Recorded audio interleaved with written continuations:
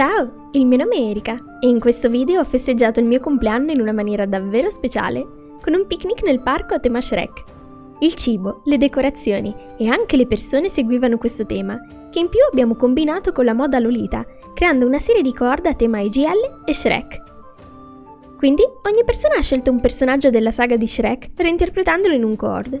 In ordine c'erano lo specchio delle brame, Robin Hood, il gatto con gli stivali, la draghessa, Fiona, i tre topolini ciechi, il lupo di Cappuccetto Rosso con Cappuccetto Rosso, la bella addormentata nel bosco, l'orso di riccioli d'oro, due gatti con gli stivali, un altro gatto con gli stivali, che in più aveva la sua Rosa e Fiona, l'omino pan di zenzero, Pinocchio, la fata madrina, Ciuchino, Shrek umano e un cord Lolita. Io che avevo il desiderio di reinterpretare da anni questo disegno, ho tirato fuori la Shreklita, con Davide a farmi da ciuchino. Che dire se non grazie. Sono davvero fortunata ad avere amici così nella mia vita. Per di più Marianna ha realizzato la torta dei sogni, con me come ciuchino e Shrek a bagno nel fango. Ma anche il resto del cibo era di altissimo livello e abbiamo inaugurato il picnic mangiando un mini pan di zenzero, bevendo acqua di palude, con altre torte a tema Shrek buonissime, sedendo nel prato dietro al laghetto. E dopo aver spento le candeline, abbiamo anche finito con la torta paludosa, che stavo tagliando qui. Dopodiché mi sono cambiata velocemente in Lord Farquaad, perché, diciamocelo, l'altezza c'è, il rosso pure, e siamo passati all'apertura dei regali. Get in my swamp! Sì, è ogre erotica. Stay in my swamp! Che mi hanno regalato tutta una serie di emozioni. No! Tra libri particolari, disegni bellissimi, borse treno, più tanti piccoli extra. Ovviamente poi ho abbracciato tutte le persone presenti che me li hanno fatti. Poi ho aperto l'incredibile cipolla regalo con messaggio decorato a tema. Conteneva un barattolo di occhi. C'erano veramente tanti strati, proprio come in Shrek.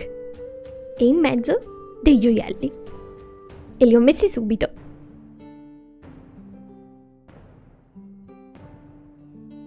Grazie per il vostro sacrificio. Meglio fuori che dentro, dico sempre io.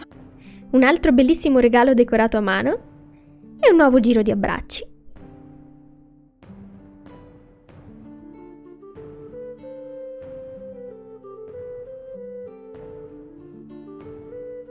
Grazie di tutto, grazie anche a chi non era qua, però ha dato il pensiero, grazie. Poi è arrivato il momento dei giochi di Lord Farquaad. Abbiamo incaricato un topolino cieco di dividere le persone in 4 squadre e Lord Farquaad ha iniziato la sua ricerca dell'amore.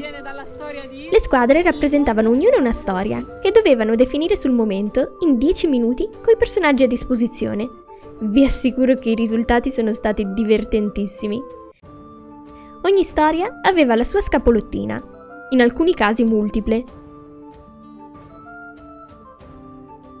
E la seconda sfida consisteva nel dichiarare qual era il magico animaletto aiutante e che vantaggi e svantaggi conferiva.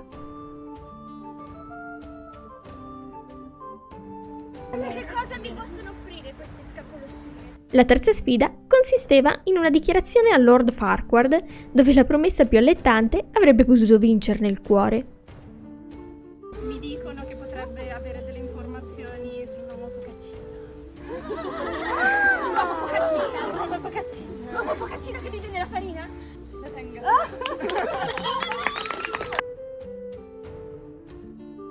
Ma, indeciso, ha pensato bene invece di lanciare una sfida di dissing medievale in rima, dove il gruppo che resisteva di più avrebbe infine trionfato.